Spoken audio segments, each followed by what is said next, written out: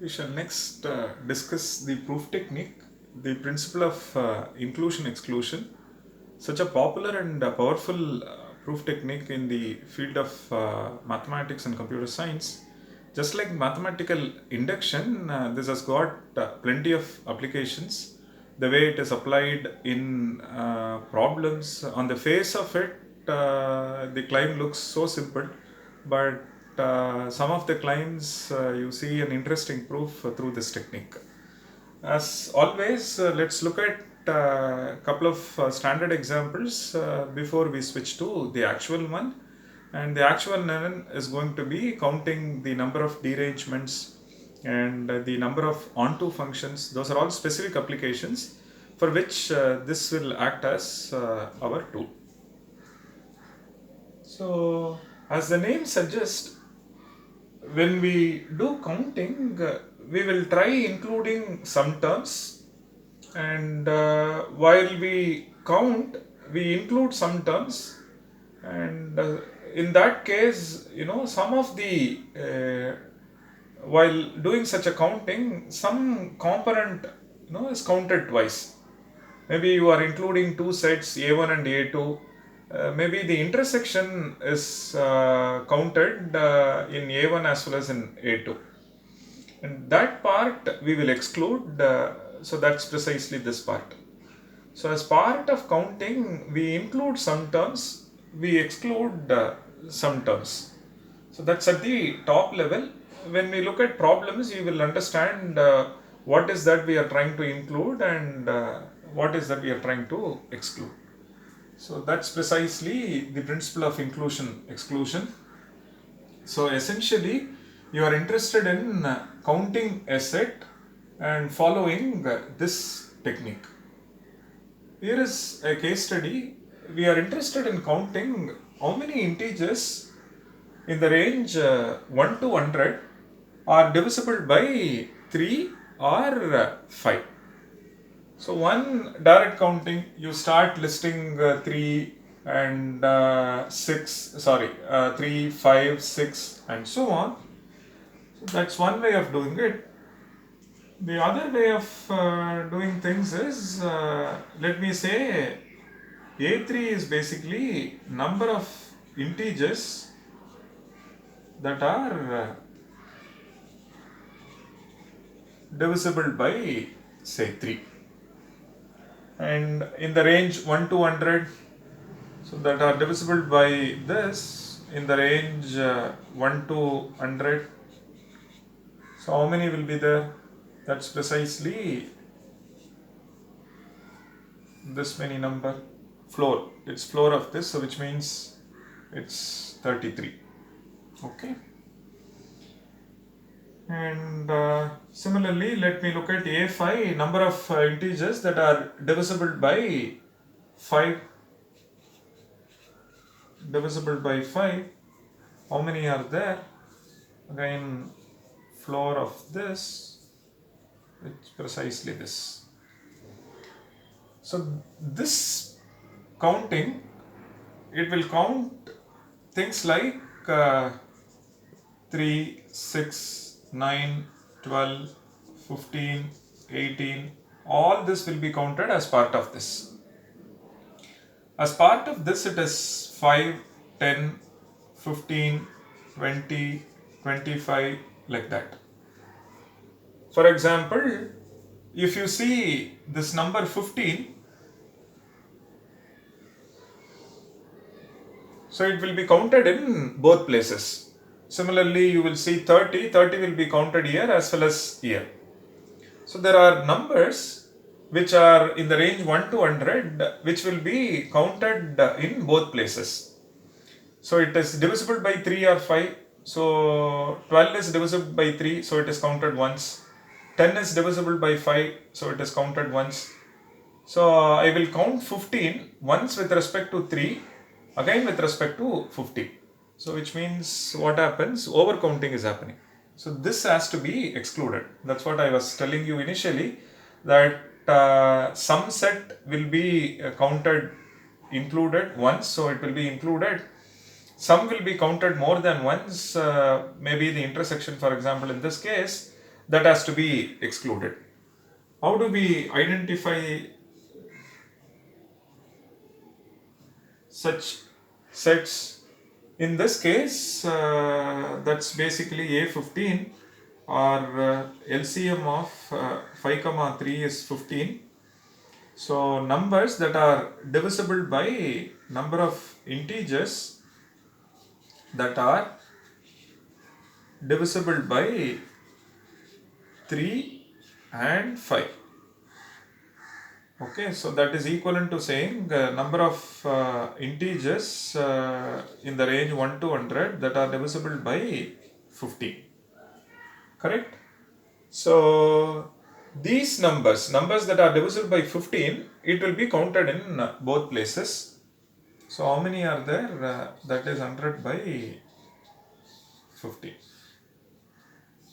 Okay. So now what is our actual count? So the actual count is we need A3 or A5. Correct? So A3 or A5 is number of integers that are divisible by A3, number of integers that are divisible by this, but numbers that are divisible by 15 is counted twice, so I will have to subtract once. So which means numbers that are divisible by 3 or 5 is precisely 100 by 3 plus 100 by 5 minus 100 by 50. So this would be the solution. So we are trying to include this component and overcounting, so exclude the intersection part. So that's precisely the idea of this proof technique.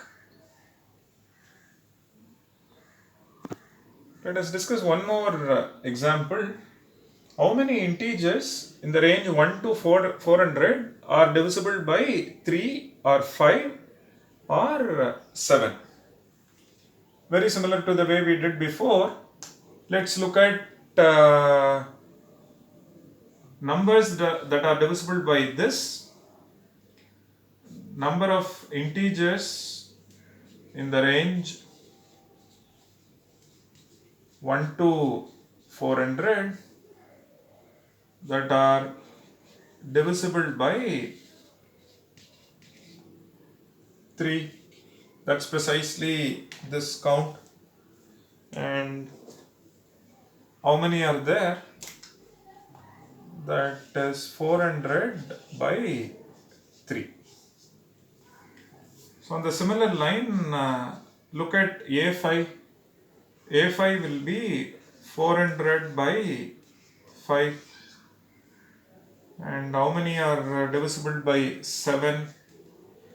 That is 400 by 7. So you get numbers like 7, 14, 21, here 5, 10, all that. Here you get 3, 6, all that, right?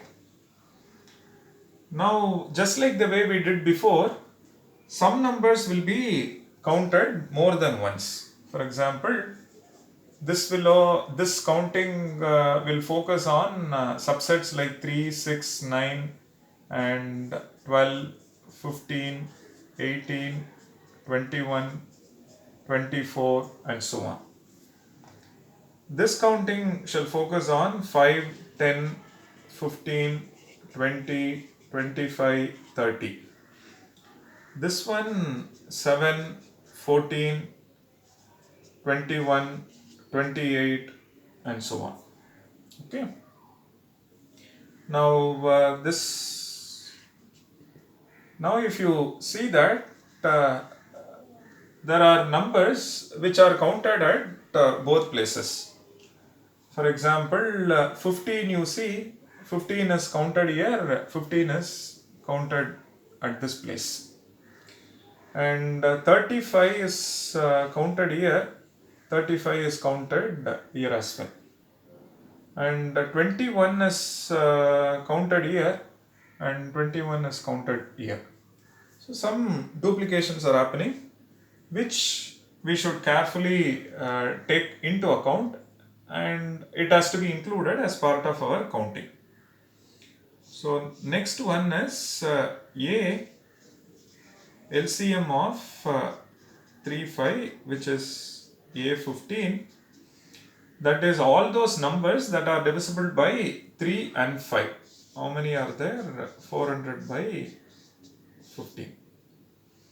Then all those numbers that are divisible by 3 and 7. So that will be how many? This many numbers will be there.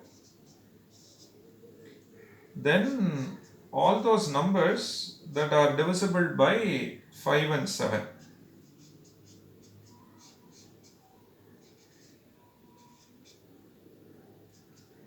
So that number will be 400 by 35. Then you see that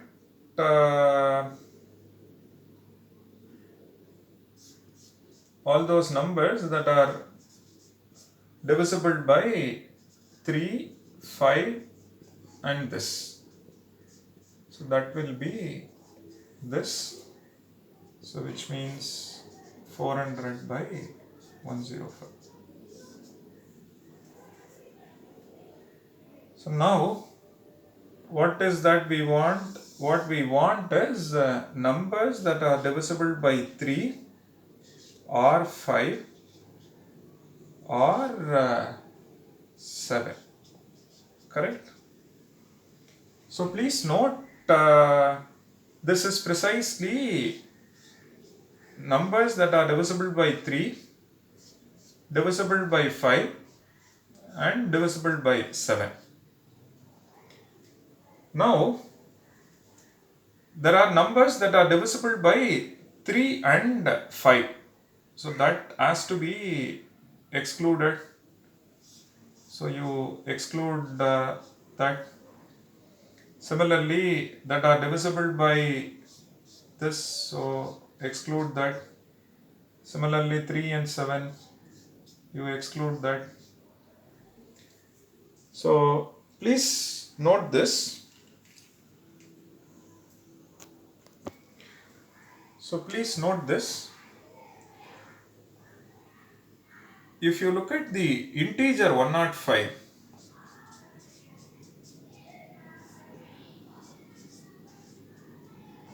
if you look at the integer 105,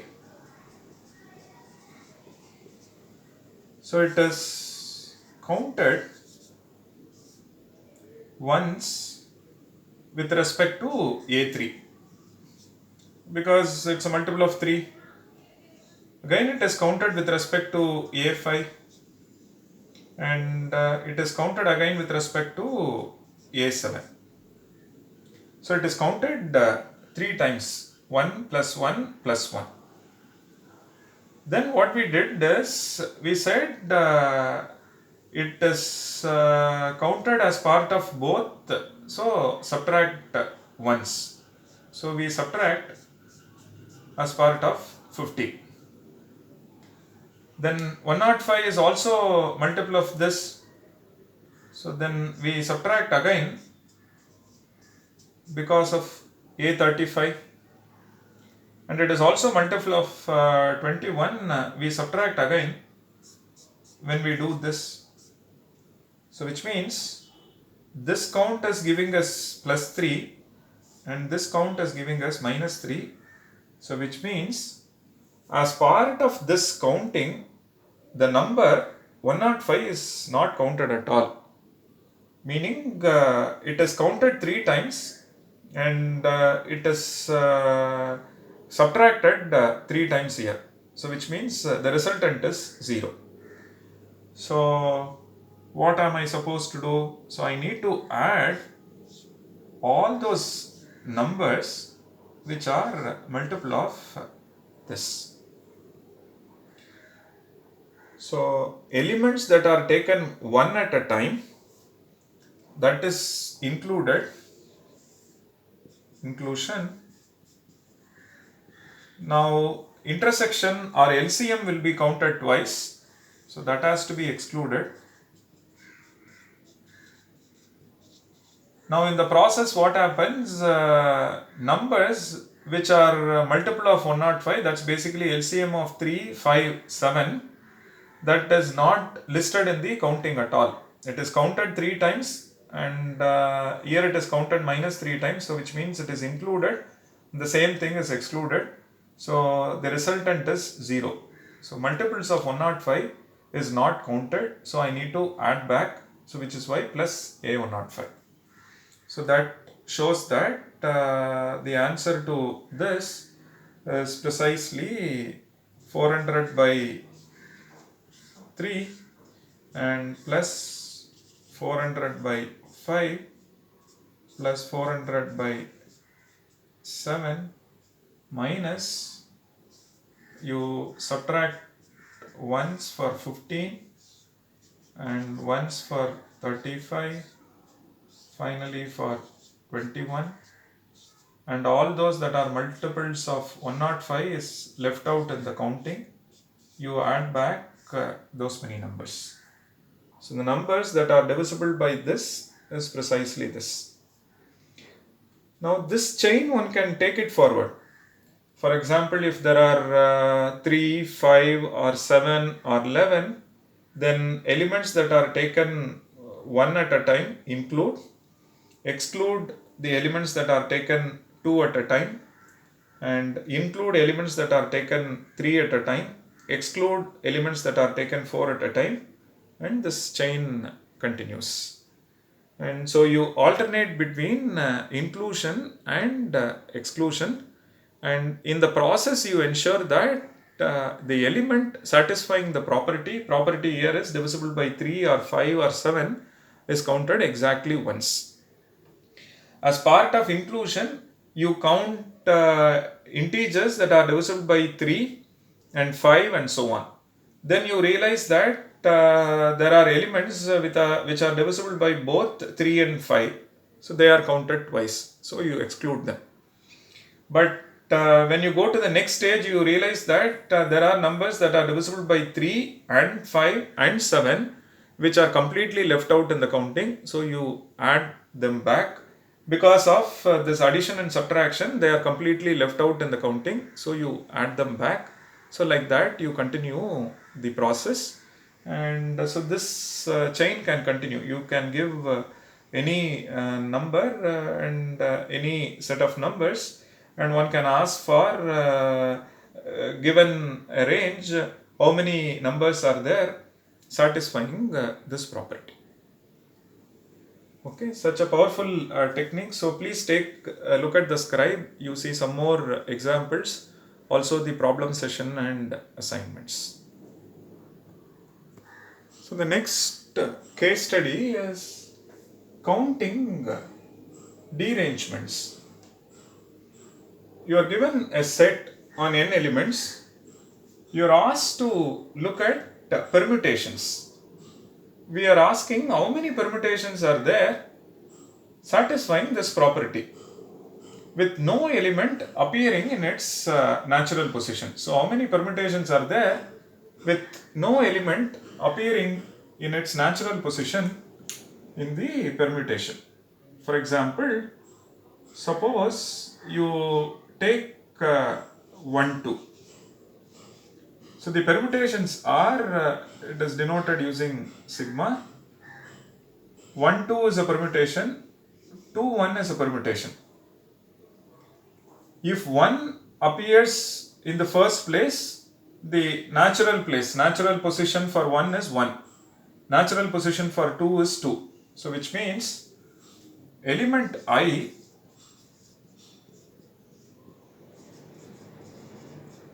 should not appear in position I.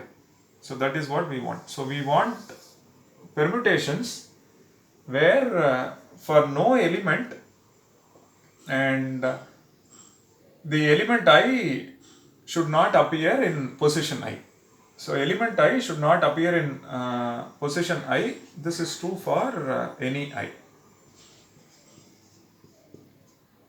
So which means 1 is appearing in its natural position, 2 is appearing in its natural position. So this is not a derangement. This permutation is not a derangement. So this is a permutation also derangement.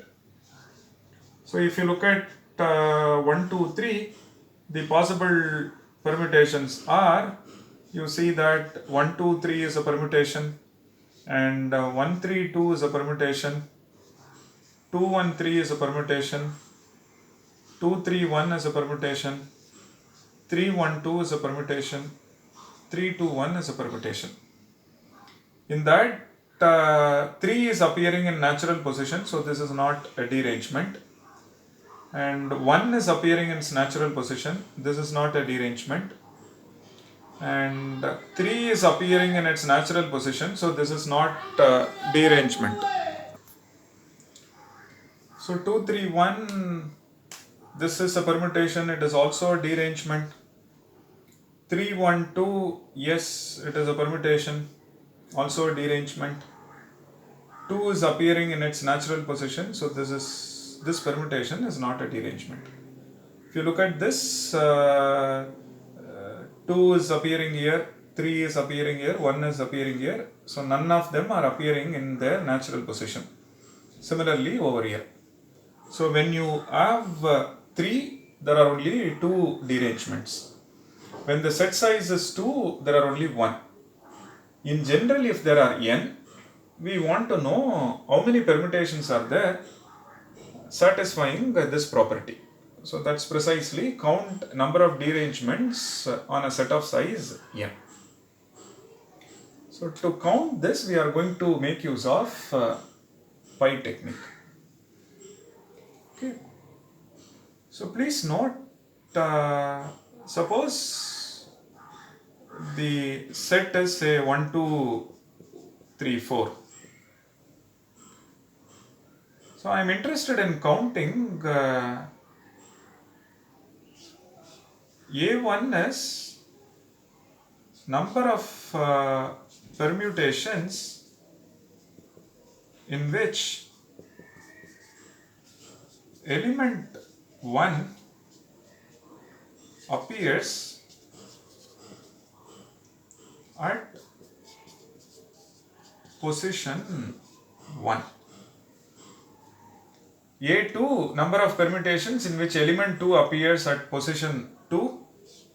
In general, AI is number of permutations such that I appears at position I. Fine. Let's look at A1. So how many permutations are there in which element 1 appearing in position 1? So element 1 should appear in position 1. The rest of it you can permute in all possible ways, right? So this will give me n minus 1 factorial. You fix 1 at position 1. The remaining elements are n minus 1. They can be permuted in n minus 1 factorial ways. So if there are n elements, number of permutations is n factorial. So the remaining elements are n minus 1. This can be permuted in this. And A2, you fix 2 at position 2, and this one, like that, they can be permuted. How many are there? Again n minus 1. So in general, if you look at AI and fixing element at ith position, the rest of the elements can be permuted in n minus 1 factorial ways. Fine. Similarly, let me count something called A12. What is this? This is precisely number of permutations in which elements 1 and 2 are in they are in position 1 and 2 respectively. They are appearing in their natural position. So something like this.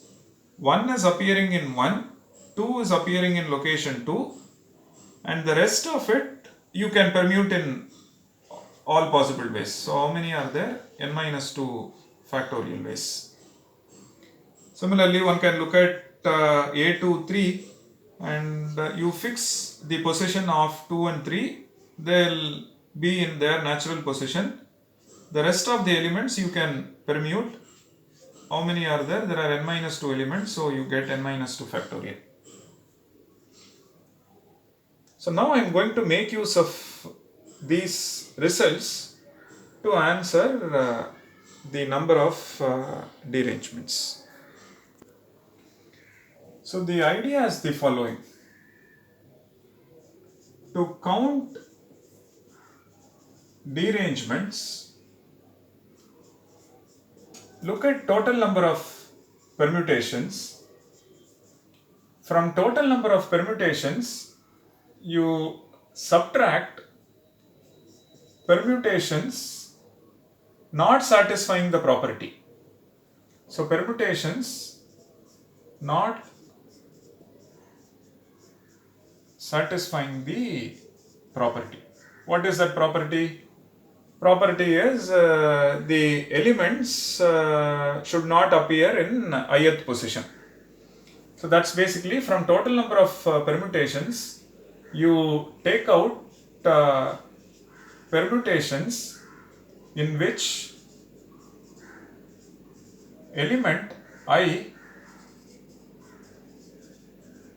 appearing in its natural position. If I take out all those permutations from the total number of permutations, then I will get permutations where the element I does not occur in its natural positions, right? So that's precisely our idea. Okay. So how many permutations are there? Total number of permutations is n factorial. From that,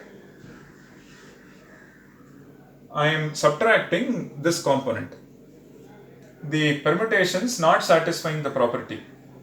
So how many permutations are there in which element 1 appearing in its position n minus 1 factorial, A2 n minus 1 factorial. So how many possibilities are there? So n choose 1 into n minus 1 factorial. This one is all permutations and with element I appearing in position I. N choose 1, there are n possibilities, and A1, A2, A3, A4, so on up to AN. So there are n possibilities. Fix the position for ith element, rest of it can be permuted in n minus 1 factorial ways. Now look at permutations of this type. So 1, 2, say 4, 3. Now this permutation is counted with respect to A1 because element 1 is appearing in its natural position. Same permutation is counted again with respect to A2 because it's appearing in its natural position, which means this permutation is counted twice. So you will have to subtract with respect to A12. Now if you have 1, 2, 3, then earlier rule applies. With respect to A1 it is counted, A2 it is counted, then subtract with respect to A12, A2 3, A3 1 and add back with respect to A12 3.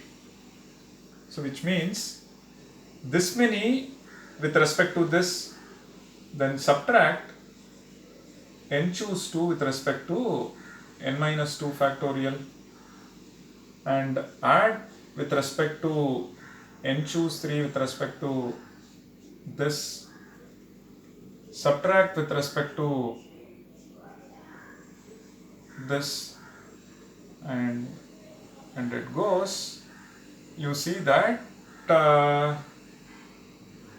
finally n choose n minus n factorial, and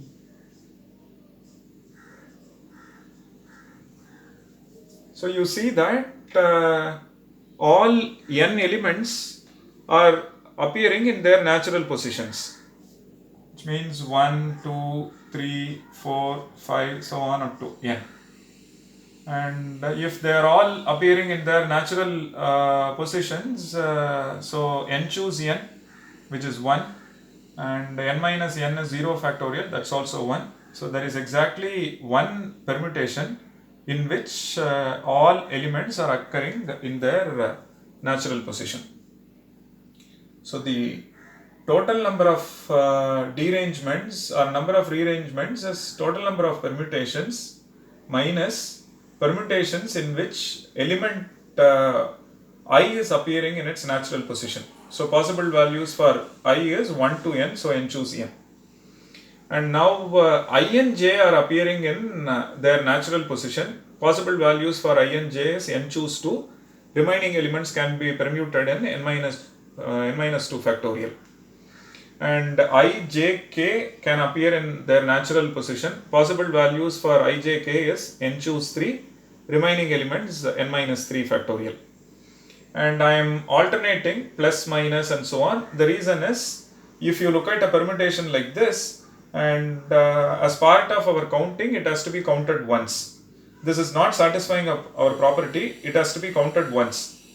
But we will count once with respect to A1, same thing it will be counted with respect to A2, so it has to be subtracted with respect to A12. Just like the way we did before, this series can continue all the way up to the last term. So now number of derangements on n elements is precisely this. It is denoted using dn. So include, exclude, exclude, and with this, what is that we have done? We have identified all permutations not satisfying the property, meaning permutations in which element I is appearing in its natural position. Take that out from the total, you get the desired one. Very interesting case study. You find good applications in the field of computer science.